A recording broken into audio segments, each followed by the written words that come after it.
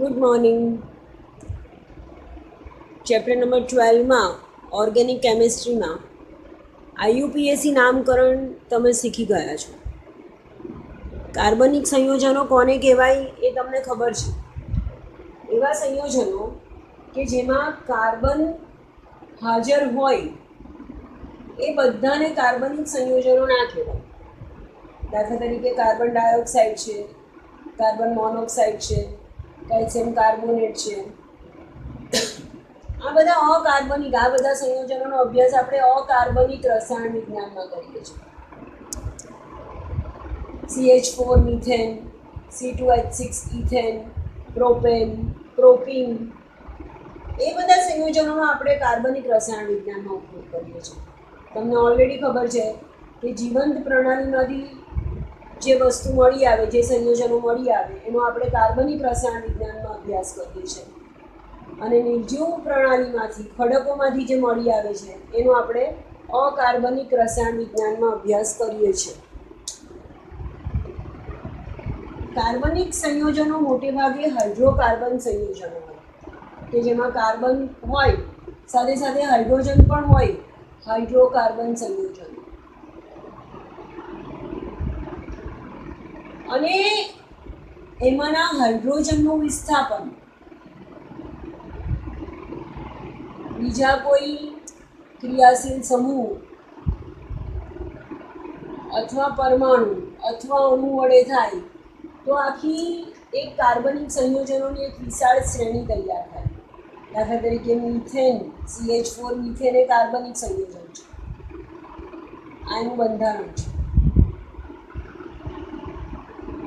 અને એમાં એક હાઇડ્રોજનનું વિસ્થાપન થાય તો CH3Cl મળે, બે હાઇડ્રોજનનું વિસ્થાપન થાય તો CH2Cl2 મળે, ત્રણ હાઇડ્રોજનનું વિસ્થાપન ક્લોરીન વડે થાય તો CHCl3 મળે, અને ચારે ચાર હાઇડ્રોજનનું વિસ્થાપન ક્લોરીન વડે થાય તો CCl4. તો એવા અનેક સંયોજનોમાં હાઇડ્રોજનનું વિસ્થાપન કોઈ પણ ક્રિયાશીલ સમૂહ વડે થાય.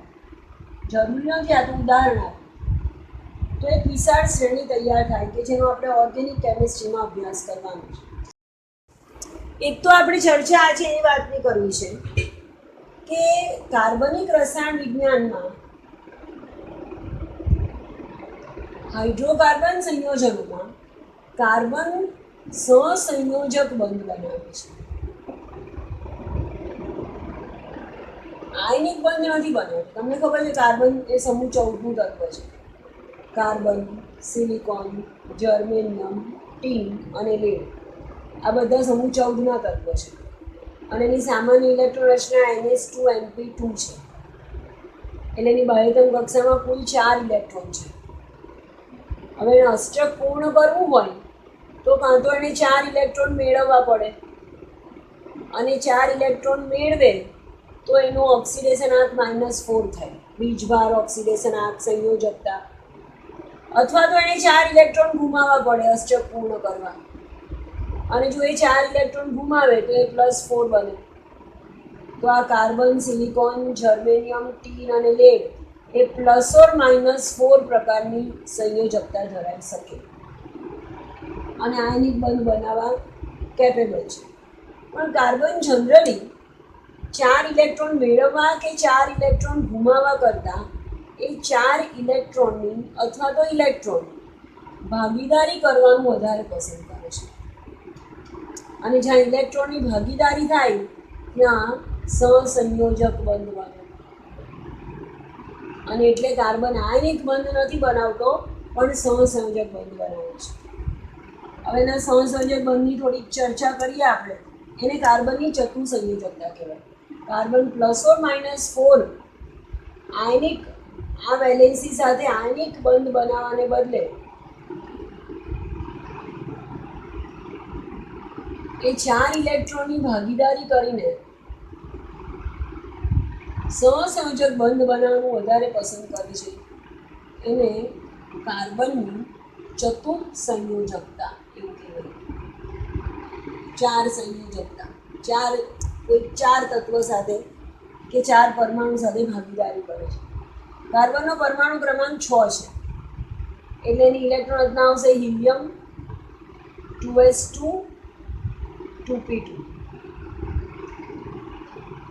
કાર્બનની ઇલેક્ટ્રોન રચના છે હિલિયમ 2s માં 2 ઇલેક્ટ્રોન આ 2px 2py અને 2pz કે જે સમશક્તિક ડીજનરેટ કક્ષકો છે એમાં આવી રીતે 2px માં એક અને 2py માં એક રીતે 2 ઇલેક્ટ્રોન ગોઠવાય. હવે આ સંજોગોમાં તમને ખબર છે કે એની પાસે 2 અયુગ્મિત ઇલેક્ટ્રોન છે અને જેટલા અયુગ્મિત ઇલેક્ટ્રોન હોય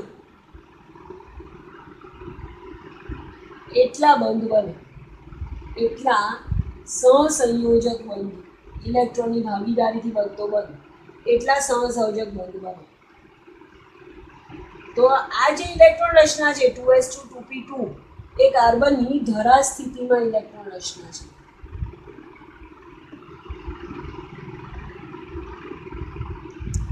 અને એ અવસ્થામાં એ 2 બંધ બનાવી શકે.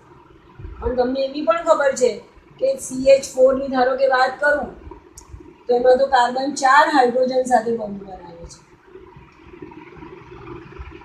લુઈસ બિનનું નિરૂપણ તમને આવડે છે. અને તો કાર્બન 4 હાઇડ્રોજન સાથે 4 બંધ બનાવે છે. અને 4 બંધ બનાવવા માટે એની પાસે 4 અયુગ્મિત ઇલેક્ટ્રોન હોવા જોઈએ. તો શું થશે? કાર્બન હવે એની ઇલેક્ટ્રોન રચનાઓ એની ઉત્તેજિત અવસ્થામાં રહ્યું છે. 2s નો એક ઇલેક્ટ્રોન 2pz માં જતો રહેશે અને હવે એની ઇલેક્ટ્રોન રચના થશે helium 2s1 2px1 2py1 2pz1.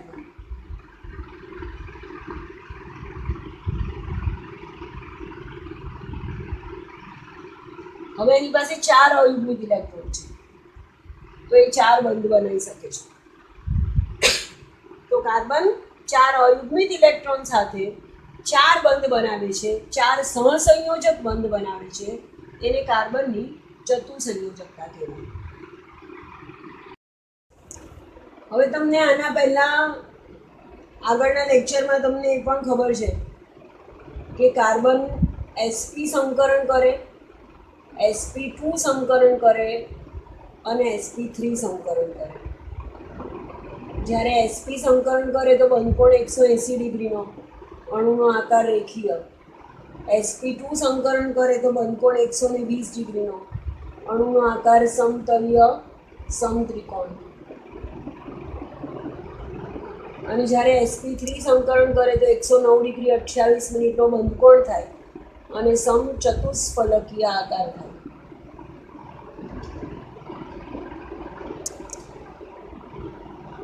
sp સંકરણનો મતલબ શું કે ટોટલ 2 કક્ષકમાંથી કુલ 2 કક્ષકમાંથી 50% s કક્ષક છે અને 50% p કક્ષક છે. તો અહીંયા 50% s લાક્ષણિકતા છે એવું કહેવાય. કઈ કક્ષકનો ઇલેક્ટ્રોન સંકરણમાં ભાગ લે છે એને આધારે એના ગુણધર્મ, એની બંધ લંબાઈ, એની બંધ ઉર્જા, એનું ઇલેક્ટ્રોન પ્રત્યેનું આકર્ષણ બધું બદલાઈ જાય છે. હવે જ્યારે પણ sp સંકરણ થતું હોય તો ટોટલ તમને ખબર છે કે 2 કક્ષક છે. એમાંથી સ્વાભાવિક 50% s લાક્ષણિકતા કહેવાય અને 50% p લાક્ષણિકતા કહેવાય. તો 50% s લાક્ષણિકતા છે. હું જ્યારે sp2 સંકરણની વાત કરતી હોઉં તો તમે જુઓ ટોટલ 3 કક્ષક છે, એક s અને 2 p. તો કુલ 3 માંથી એક s કક્ષક છે. તો અહીંયા 33.3% s લાક્ષણિકતા કહેવાય. અને હું જ્યારે sp3 સંકરણની વાત કરતી હોઉં તો ફરીથી કુલ 4 માંથી એક s કક્ષક છે. તો અહીંયા 25% s લાક્ષણિકતા છે.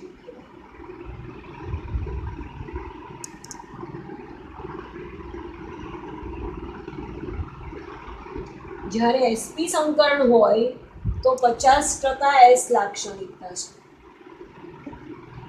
જ્યારે sp2 સંકરણ હોય તો 33.3% s લાક્ષણિકતા કહેવાય. અને જ્યારે sp3 સંકરણ હોય તો હજી ઓછી 25% s લાક્ષણિકતા કહેવાય. એક વસ્તુ એસ લાક્ષણિકતા એટલે એસ કક્ષકને આધારે એના ગુણધર્મો. 25% ગુણધર્મ એને એસ કક્ષક પર ડિપેન્ડ કરે છે. 25% સોરી અહીંયા 33.3% ગુણધર્મ એના એસ કક્ષક પર આધાર રાખે છે અને અહીંયા 50% ગુણધર્મ એના એસ કક્ષક પર આધાર રાખે છે. હવે જેમ એસ લાક્ષણિકતા વધારે એમ પહેલી વસ્તુ કેન્દ્રથી અંતર ઓછું. એસ કક્ષક જે છે તમને ખબર છે એક જ કક્ષામાં એસ પી ડી અને એફ 4 કક્ષક હોઈ શકે. ધારો કે હું એવી કક્ષા પસંદ કરું કે જેમાં 4 કક્ષક છે તો ચોથી કક્ષાની વાત કરીએ તો 4s પણ હોય, 4p પણ હોય, 4d પણ હોય અને 4f પણ હોય. આ કેન્દ્ર છે. આ પહેલી કક્ષા, આ બીજી કક્ષા, આ ત્રીજી કક્ષા અને આ ચોથી કક્ષા. ચોથી કક્ષામાં 4s કેન્દ્રની સૌથી વધારે નજીક, એના કરતાં 4p થોડીક દૂર, 4d હજી થોડીક દૂર અને 4f એના કરતાં હજી થોડીક દૂર. તો જેમ એસ લાક્ષણિકતા વધારે એમ કેન્દ્રથી અંતર ઓછું હોય. તો જ્યારે કોઈ પણ સંયોજનમાં sp3 સંકરણ થતું હોય તો એ કક્ષકનું કેન્દ્રથી અંતર વધારે થાય અને એટલે એની બંધ લંબાઈ વધારે હોય.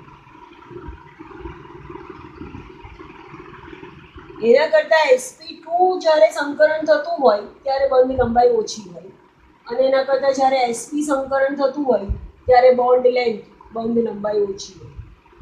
તમને એવી પણ ખબર છે કે sp3 સંકરણ થાય જ્યારે કાર્બનમાં થાય તો કાર્બન કાર્બન વચ્ચે સિંગલ બોન્ડ હોય, જ્યારે sp2 સંકરણ થાય તો કાર્બન કાર્બન વચ્ચે ડબલ બોન્ડ હોય અને જ્યારે sp સંકરણ થાય તો કાર્બન કાર્બન વચ્ચે ટ્રિપલ બોન્ડ હોય. તો હંમેશા સિંગલ બોન્ડ કરતાં ડબલ બોન્ડની બંધ લંબાઈ ઓછી હોય અને એના કરતાં ટ્રિપલ બોન્ડની બંધ લંબાઈ ઓછી હોય. આ સૌથી લાંબો બંધ હોય. કાર્બન કાર્બન વચ્ચેનું અંતર સૌથી વધારે, અહીંયા બંધ લંબાઈ સૌથી વધારે. એના કરતાં ડબલ બોન્ડ વાળો બંધ થોડો ટૂંકો હોય, હજી નજીક આવ્યા, અને ટ્રિપલ બોન્ડ હોય કાર્બન કાર્બન વચ્ચે તો હજી બે કાર્બન નજીક આવ્યા, હજી બંધ થોડો ટૂંકો થઈ ગયો. તો સીસી બંધ લંબાઈ સૌથી વધારે હોય, એના કરતાં સી ડબલ બોન્ડ સી બંધ લંબાઈ ઓછી હોય અને એના કરતાં સી ટ્રિપલ બોન્ડ સી બંધ લંબાઈ વધારે ઓછી હોય. હવે ફરીથી બીજી એક વસ્તુ, બંધ લંબાઈ ઘટી સી સી આવી હોય, આવું હોય, આવું હોય તો બંધ મજબૂત બને. જેમ બંધ લંબાઈ ઘટે એમ બંધ મજબૂત બને. સી ટ્રિપલ બોન્ડ સી વાળો બંધ વધારે મજબૂત છે અને આને તોડવા માટે આપવી પડતી ઉર્જા સ્વાભાવિક વધારે હોય. જેટલો બંધ મજબૂત એટલે બંધને તોડવા માટે આપવી પડતી ઉર્જા એને બંધ ઉર્જા કહેવાય. બંધ ઉર્જા વધારે. તો બંધ ઉર્જાનો ક્રમ કહીએ તો સી સિંગલ બોન્ડ સીને બંધ તોડવા માટે આપવી પડતી ઉર્જા સૌથી ઓછી હોય, થોડોક નિર્બળ છે કમ્પેરેટિવલી. એના કરતાં સી ડબલ બોન્ડ સીને તોડવા માટે આપવી પડતી ઉર્જા વધારે હોય અને એના કરતાં પણ સી ટ્રિપલ બોન્ડ સીને તોડવા માટે આપવી પડતી ઉર્જા વધારે હોય. એનું કારણ શું આપો છો તમે? એસ લાક્ષણિકતા. અહીંયા એસ લાક્ષણિકતા સૌથી વધારે છે, બંધ લંબાઈ સૌથી ઓછી છે અને બંધ ઉર્જા સૌથી વધારે છે. તો એ એસ લાક્ષણિકતા જેમ વધારે એમ તમને બે વસ્તુ ખબર પડી કે જેમ એસ લાક્ષણિકતા વધારે એમ બંધ લંબાઈ ઓછી અને બંધ ઉર્જા વધારે. બીજી એક વસ્તુ કે જેમ એસ લાક્ષણિકતા વધારે એમ કેન્દ્રનું ઇલેક્ટ્રોન પ્રત્યેનું આકર્ષણ વધારે. અથવા તો જેમ એસ લાક્ષણિકતા વધે એમ એની વિદ્યુત ઋણતા વધે.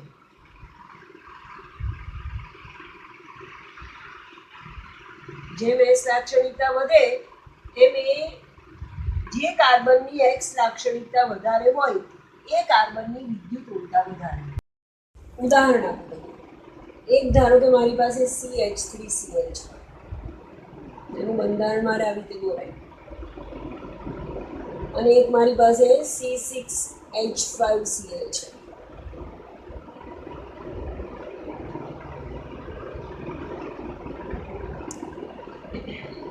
હવે અહીંયા આ કાર્બન અને ક્લોરીન બંધ છે, અને અહીંયા પણ તમને ખબર છે આ કાર્બન અને ક્લોરીન વચ્ચે બંધ છે.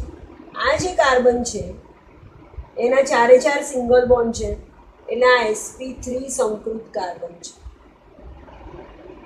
અને આ જે કાર્બન છે એમાં એક ડબલ બોન્ડ છે અહીંયા, એટલે sp2 સંકૃત કાર્બન છે. હવે હમણાં જોયું એમ sp3 સંકૃત કાર્બન હોય ને એટલે એની એસ લાક્ષણિકતા ઓછી છે, 25% છે.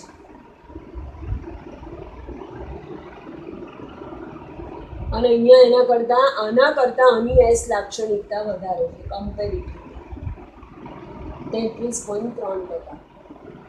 તો જેમ એસ લાક્ષણિકતા વધારે એમ વિદ્યુત ઋણતા વધારે. તો અહીંયા વિદ્યુત ઋણતા કેવી થશે? ઓછી. અને આ કાર્બનની વિદ્યુત ઋણતા કેવી થશે? વધારે. વિદ્યુત ઋણતા એટલે ઇલેક્ટ્રોન પ્રત્યેનું આકર્ષણ.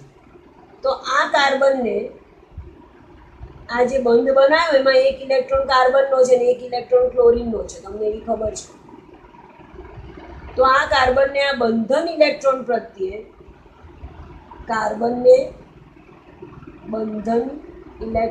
પ્રત્યે પ્રમાણમાં ઓછું આકર્ષણ છે. જ્યારે આ કાર્બનને આ બંધન ઇલેક્ટ્રોન પ્રત્યે, આને બંધન ઇલેક્ટ્રોન કહેવાય,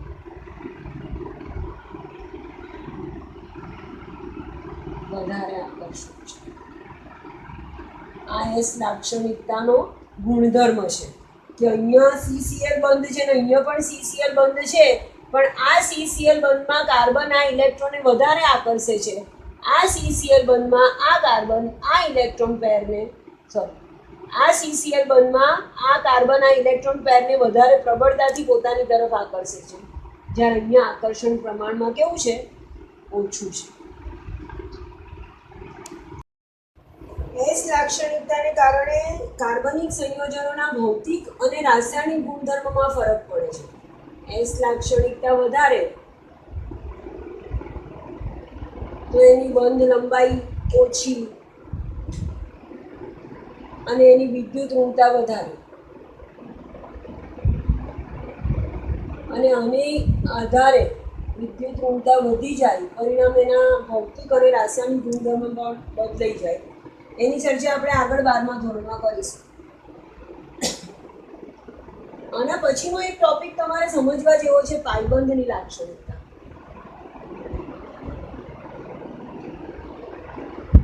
હવે પાયબંધ કોને કહેવાય તમને ખબર છે?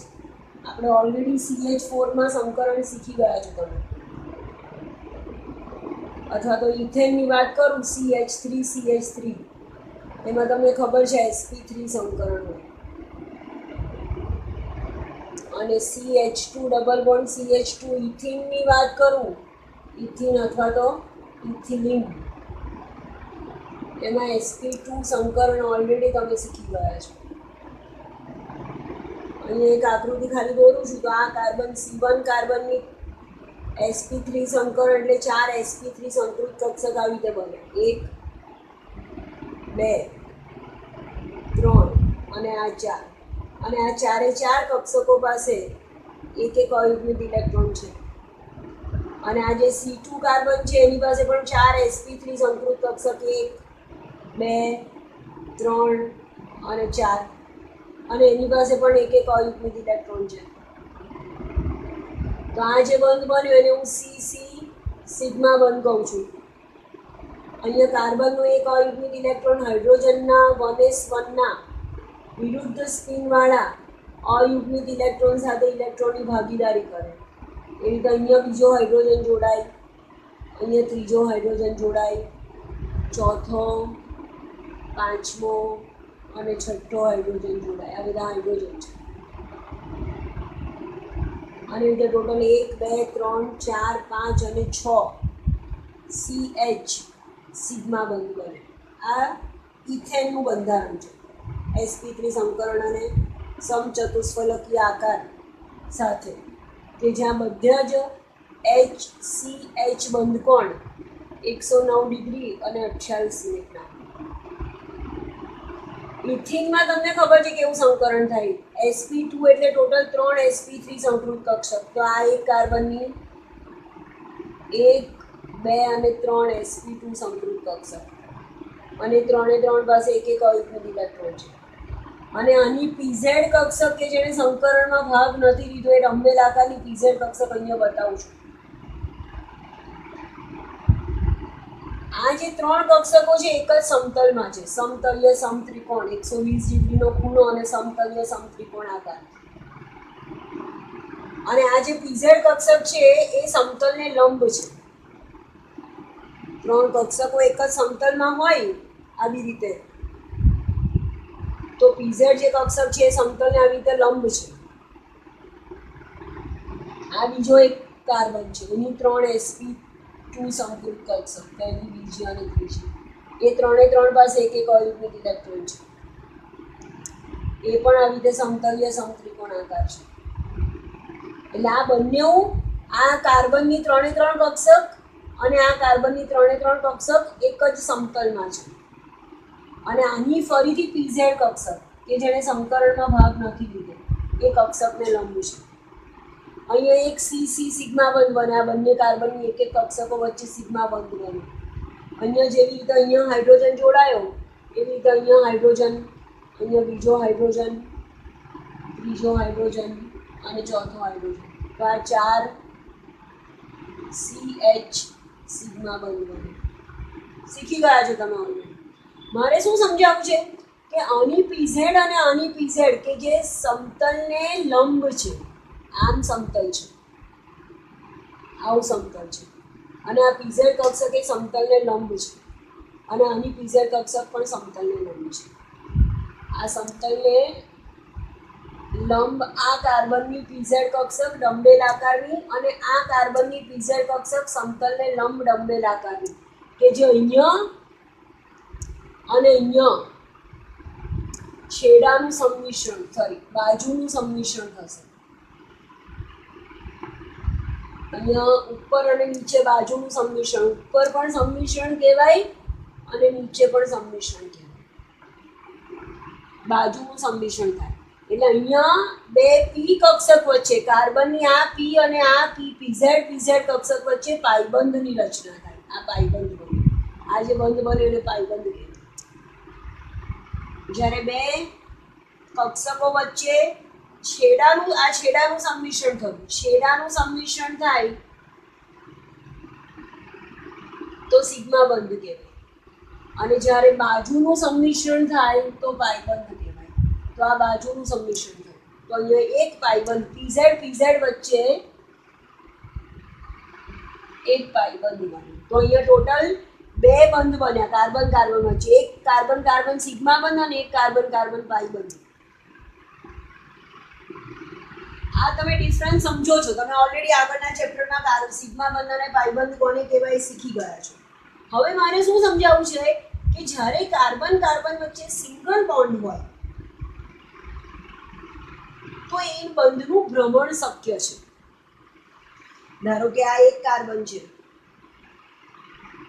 આ એનો બંધ, અને આ બીજો કાર્બન, અને આ બે વચ્ચે ઓવરલેપિંગ થયું આવી રીતે, એટલે CC સિગ્મા બંધની રચના થઈ. આવું ઓવરલેપિંગ થયું બંનેનું એટલે CC સિગ્મા બંધની રચના થઈ.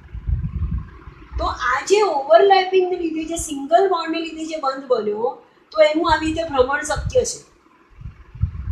આ આની ધરી પર ફરે, આ આની ધરી પર ફરે, એવી રીતે એનું ભ્રમણ શક્ય છે. તો જ્યારે કાર્બન વચ્ચે સિંગલ બોન્ડ હોય તો ધરી ભ્રમણ શક્ય છે.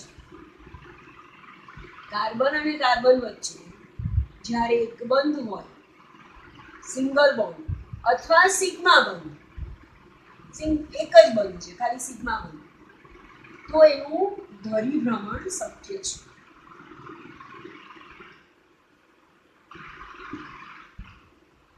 પણ જ્યારે કાર્બન કાર્બન વચ્ચે ડબલ બોન્ડ હોય તો ધરીભ્રમણ શક્ય નથી. ડબલ બોન્ડ હોય એટલે શું થાય? દ્વિબંધ બની જાય.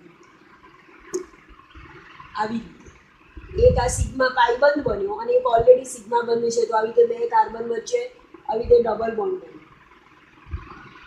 હવે હું એક કાર્બનને ફેરવવાનો પ્રયત્ન કરું, આવી રીતે બે કાર્બન વચ્ચે ડબલ બોન્ડ છે ધારો કે, અને અહીંયા જે કાર્બન છે આ બાજુ એને હું ફેરવવાનો પ્રયત્ન કરું તો આવું થઈ જાય, બંધ તૂટી જાય.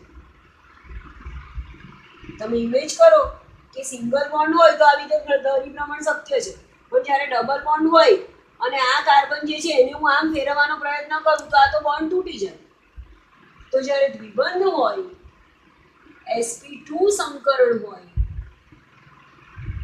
અથવા એવું કહું કે પાઈ બંધ હોય, તો ધરીભ્રમણ શક્ય નથી.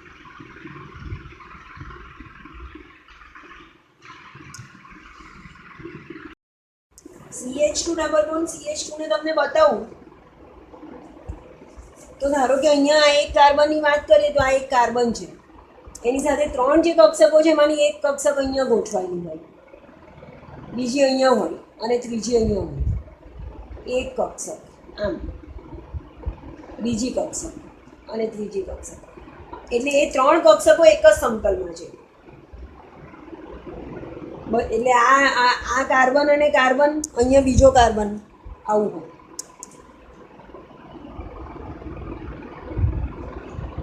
CH2 ચાર હાઇડ્રોજન અને બે કાર્બન એક જ સમતલમાં હોય, પણ આ જે PZ કક્ષક છે અને PZ કક્ષક આ સમતલને લંબ છે અને એકબીજાને સમાંતર છે. સમતલને લંબ અને એકબીજાને સમાંતર. આ બંને ઉપરથી પણ જોડાય એકબીજા સાથે અને નીચેથી પણ જોડાય એકબીજા સાથે. આ એક સમતલ બન્યું, આ બીજું સમતલ બન્યું. એક PZ કક્ષક અહીંયા છે, બીજી PZ કક્ષક અહીંયા છે, તો અહીંયાથી પણ એકબીજા સાથે જોડાય અને નીચેથી પણ એકબીજા સાથે, એટલે ડબલ બોન્ડ બને. હવે એક CH2 છે, આ એક CH2. હવે આનું મારે ભ્રમણ કરવું હોય આનું, તો આ તો ડબલ બોન્ડ છે, આનું ભ્રમણ કરવા જવું તો આ બોન્ડ તૂટી જાય, એટલે એમાં ભ્રમણ શક્ય નથી. યાદ રાખો. બીજું એક શું યાદ રાખો છો કે કાર્બન કાર્બન વચ્ચે જ્યારે પાઈબંધ હોય તો પાઈબંધ હંમેશા વધારે સક્રિય હોય. સિગ્મા બંધ કરતા પાઈબંધની સક્રિયતા વધારે. સક્રિય કોને કહેવાય? કે જે ઝડપથી પ્રક્રિયા કરે, જેની પ્રક્રિયા ઝડપી હોય એ સક્રિય છે એવું કહેવાય. હવે અહીંયા આ પાઈબંધનું જે ઇલેક્ટ્રોન વાદળ છે, આ ધારો કે પાઈબંધ છે, તો આ પાઈબંધનું ઇલેક્ટ્રોન વાદળ આ કાર્બન સમતલની ઉપર પણ છે અને એની નીચે પણ છે. સમતલની ઉપર અને સમતલની નીચે ઇલેક્ટ્રોનનું વિદ્યુત વાદળ છે. હવે એના પર જ્યારે કોઈ ધન આયન હુમલો કરે છે, એટેક કરે, ધન આયન એની સાથે પ્રક્રિયા કરવા માટે પ્રયત્ન કરે, તો આ પોઝિટિવ આયનને આ નેગેટિવ ચાર્જ વાળું ઇલેક્ટ્રોન વાદળ બહુ ઇઝીલી અવેલેબલ છે. આ ધન આયન છે એને કોની સાથે પ્રક્રિયા કરવાની હોય? નેગેટિવ આયન સાથે. અને સમતલની ઉપર પણ ઇલેક્ટ્રોન વાદળ છે, સમતલની નીચે પણ ઇલેક્ટ્રોન વાદળ છે, તો બહુ ઇઝીલી અવેલેબલ છે. એટલે પાઈબંધ હંમેશા કેવો હોય? સક્રિય હોય, ઝડપથી. જેમાં પાઈબંધ હોય એની પ્રક્રિયા ઝડપથી થાય. જેમાં સિંગલ બોન્ડ છે કાર્બન કાર્બન વચ્ચે, એના કરતાં જેમાં કાર્બન કાર્બન વચ્ચે ડબલ બોન્ડ છે એ ઝડપી પ્રક્રિયા આપે છે. આટલી વસ્તુ તમે યાદ રાખો છો. આજના લેક્ચરમાં અટકું છું, નેક્સ્ટ લેક્ચરમાં આગળ જોઈશું. Thank you.